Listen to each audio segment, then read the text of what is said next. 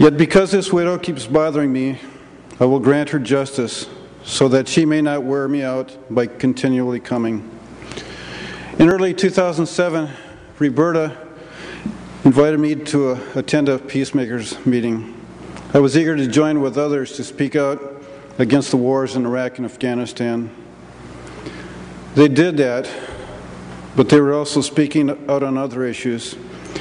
They used phrases such as a just peace church and peace and social justice. I sat there ignorantly wondering, what does all this have to do with peacemaking and ending wars? But I kept quiet and got the answer simply by watching the peacemakers and by watching other members of this church. In your efforts to be a peacemaking church, you have time after time followed the widow's example.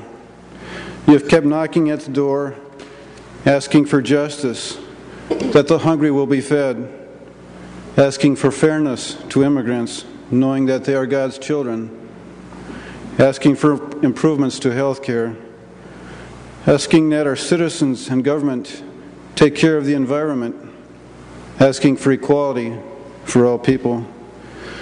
My eyes and heart were opened, and I came to the same understanding that many in this congregation have had for a long time. It is this: there can be no peace in our world if we fail to address non-war issues that cause disharmony and dissension among people. In essence, this is what we hear preached time and again from this pulpit. Recent events around our country compel me to knock at the judge's door again and to plead for justice on a peacemaking issue that is deeply personal to me and other members of this congregation. Specifically, I want the judge and each of you to know how the lack of equality for the gay community affects our youth.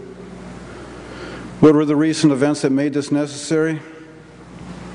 On September 21st, a vote was conducted in the United States Senate on whether or not to repeal the Don't Ask, Don't Tell policy, a policy that blatantly discriminates against gays and lesbians in the military.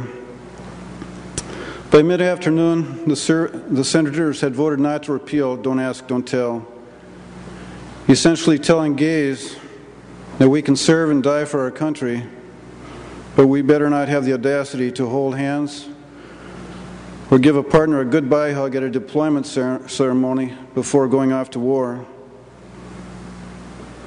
On that same day, the Catholic bishops of Minnesota mailed a highly publicized anti-gay DVD to the homes of Minnesota Catholics.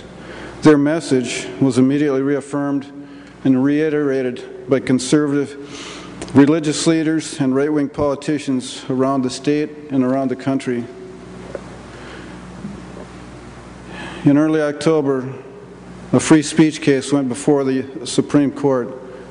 The highly publicized case was whether a slightly crazy fundamentalist minister can picket military funerals with signs that read, "God hates fags." Their often repeated claim that they love the sinner but hate the sin rings hollow. It is nothing more than a trite saying that they use to justify their bigotry and make themselves appear righteous. It does neither. For the most part, adults in the gay community can shrug off this constant gay bashing. But I stand here to tell you this: it's a different matter altogether for gay youth. Being a teenager can be difficult and awkward period in life, especially if one happens to be different in any way. A red-headed kid will often be called Carrot Top. The blind student is sometimes left out of activities. An overweight teenager can be the butt of many jokes. All of you know of other differences where youth have been ostracized through no fault of their own.